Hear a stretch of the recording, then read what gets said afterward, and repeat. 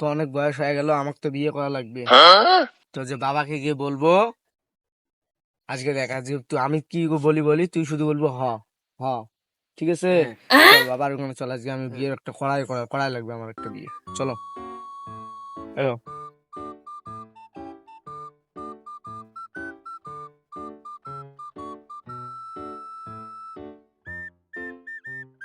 অত কাম কাজ আর ভালোই লাগে না। আমার দুটো পুত্র সন্তান আছে, আমার সাথে তো কাজেই করে না। আব্বা, আজকে রাহুল একটা মানে মুটুক করে পাইছিল, মুটুকটা পরে ওর বিয়ে হয়েছে।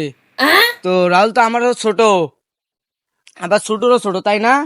এই ছোটরও ছোট, তো আমার একটা তো বিয়ে করা লাগে।